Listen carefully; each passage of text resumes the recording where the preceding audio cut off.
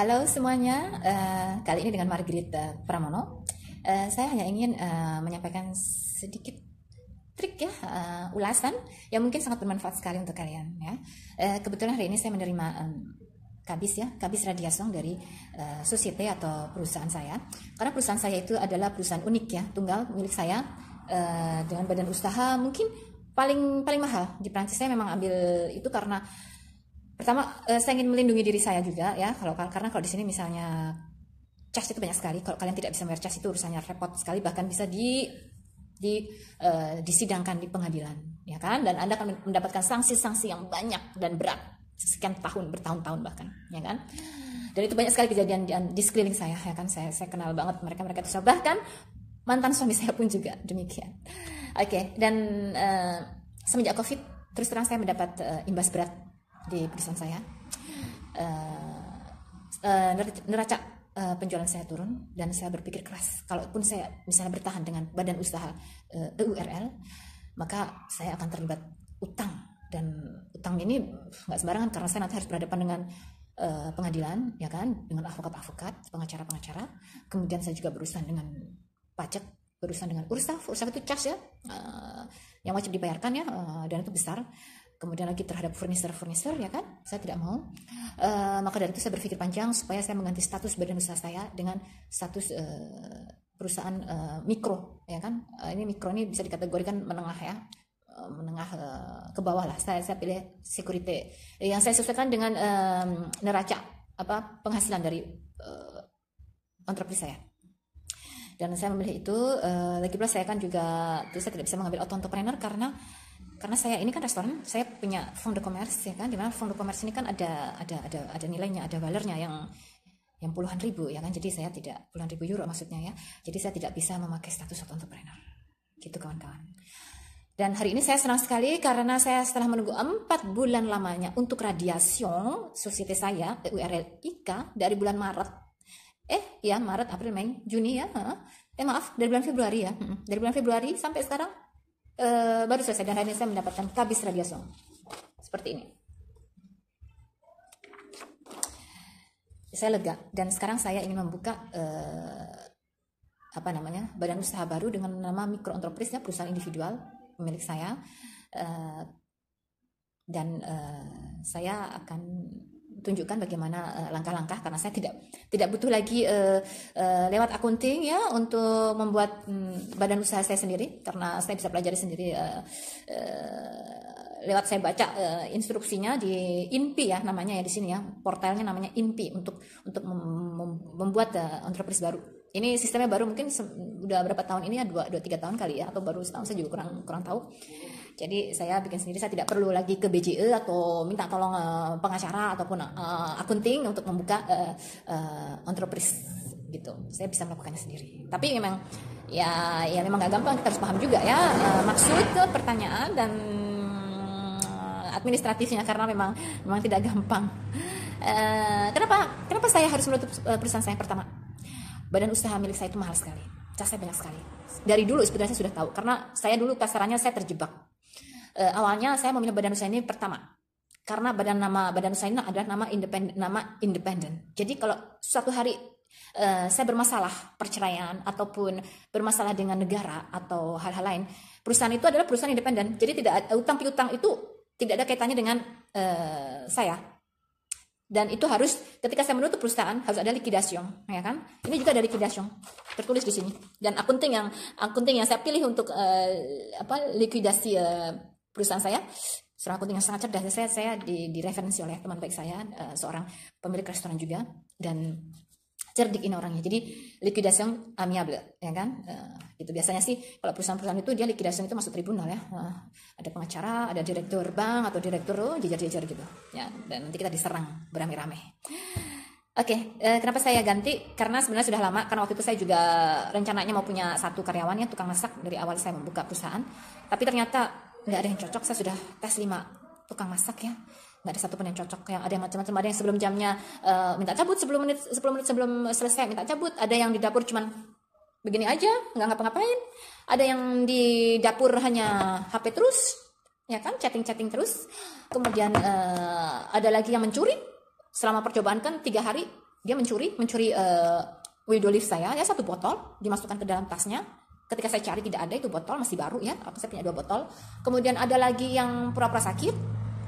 Jadi saya pikir saya bermasalah, saya nggak sanggup dengan mempekerjakan orang sini karena pertama nanti saya juga harus kena casnya, dan kebetulan 1 bulan kemudian itu akunting saya salah. Jadi saya menerima surat dari Ursaf, di situ saya baca ternyata tertulis bahwa saya mempekerjakan 1 orang tukang masak dan saya harus membayar casnya sebanyak berapa, 3.500. Padahal saya waktu itu mau pecah, saya baru buka 1 bulan, saya terima surat 1 atau 2 bulan ya, kayaknya sekitar 2 bulan. Saya harus membayar tukang masak 3.500. Itu cas 1 bulan untuk seorang tukang masak, 1 karyawan. Lantas saya telepon ke akunting saya bilang, saya tidak punya karyawan, saya bekerja sendiri. Langsung diurus sama akunting saya untuk dimodifikasi semuanya, dan saya tidak bayar, ya kan, karena ini kesalahan di akunting. Oke, pertama dari situ. Cuman saya sempat berpikir, bisa saya bayangkan sebulan saya harus bayar cas 3.500 hanya untuk 1 tukang masak, itu 35 jam plangtang, ya kan, full time. Itu belum termasuk bayar sewa lokal, bayar listrik, bayar cas ya untuk tetek bengek, bayar akunting, bayar greffier, bayar TVA, bayar lamiri juga ya. Saya semua bayarnya di sini seperti pano di luar restoran itu. Sebulan saya dulu itu 15 euro. Sekarang saya nggak tahu karena saya sudah tidak taruh lagi di luar. Belum lagi ansen, itu saya punya 4 ansennya di luar. Itu per tahun casnya ratusan. Dan ya, dulu saya masih sanggup bayar sebelum Covid, tapi sekarang semenjak Covid semua saya kena imbas, oke?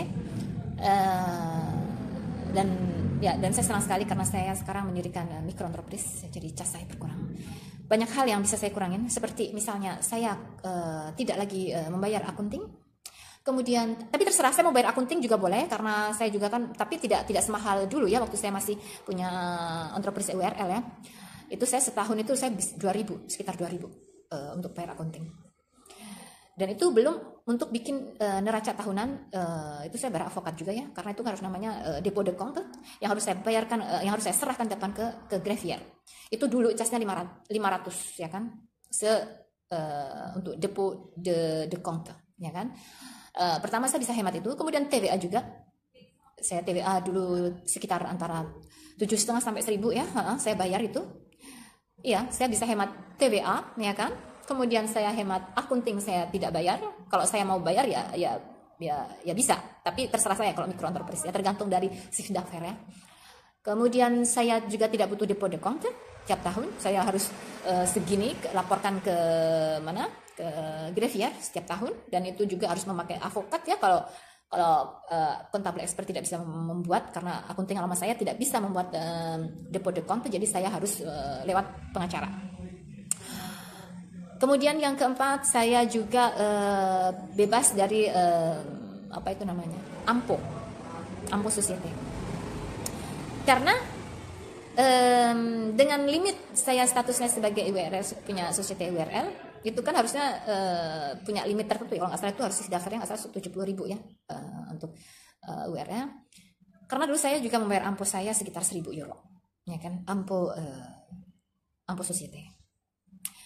Dan sekarang dengan status saya mikroentreprise, saya bisa kurangin 4 cas. Bisa bayangkan 4 cas.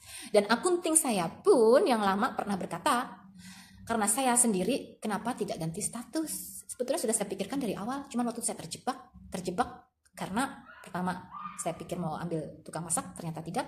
Yang kedua, saya pengajuan kredit. Waktu itu saya punya kredit untuk beli ini restoran, bukan gratis ya, saya kerja keras dan saya bikin proposal segini tebalnya lewat akunting, saya bayar akunting waktu itu, dan saya mengajukan 3 bank, saya ditolak 3 bank dengan presentasi yang saya.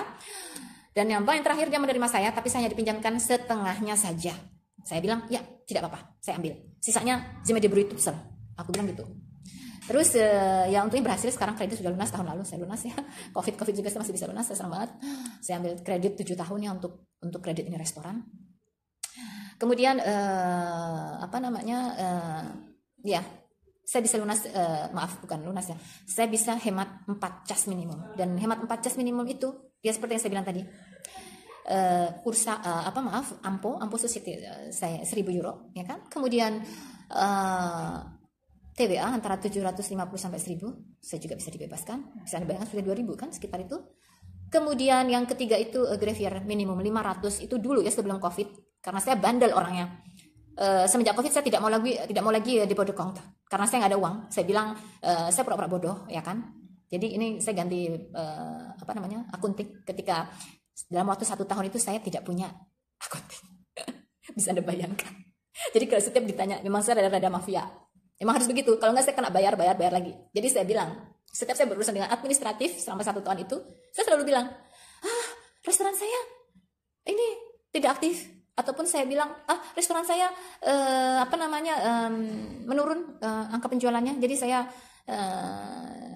setengah tidur lah ya perusahaan saya. Atau enggak saya kadang juga jujur juga saya bilang saya mau tutup. Jadi ini dalam proses. Ya memang benar sih, memang dalam proses. Waktu itu proses bisnis itu lama banget, 4 bulan menunggu ya kan saya untuk nutup. Jadi waktu itu ya saya Ampo juga datang, saya terima Ampo waktu itu 1000 ya, bulan apa itu kemarin itu, bulan Januari nggak salah. Saya telepon itu Ampo, saya bilang perusahaan saya pertama Angdormir, saya bilang sedang dalam proses penutupan tidak aktif, saya bilang begitu. Jadi saya mereka meminta saya untuk melengkapi secara administratif ya, apa saja yang harus saya buat di INPI bahwa perusahaan saya itu memang tidak aktif. Oke. Dan saya minta dibebaskan dari pajak 1000 euro itu.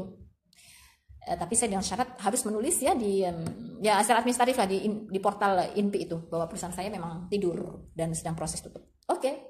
Cuman waktu itu saya tidak menyelesaikan tugas itu karena saya juga sibuk ya, kerjaan saya juga bukan restoran, saya juga banyak hal yang saya kerjakan ya selain restoran. Kemudian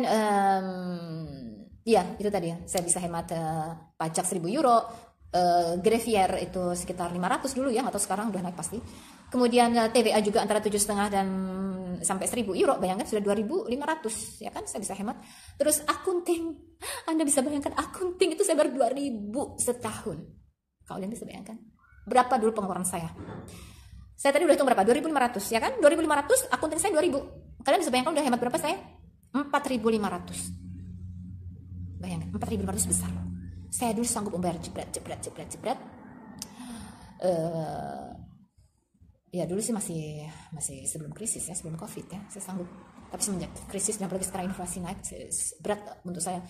Dan setelah saya pikirkan matang-matang, oke, saya sudah ada lagi kredit dengan bank, restoran saya sudah lunas. Jadi saya minta penutupan radiasi society saya cari akunting yang baru karena selama setahun itu akunting saya pecat karena mereka itu tidak mau, mereka bilang mereka bukan expert yang bisa menutup society. Jadi saya harus cari avokat untuk bisa nutup society saya.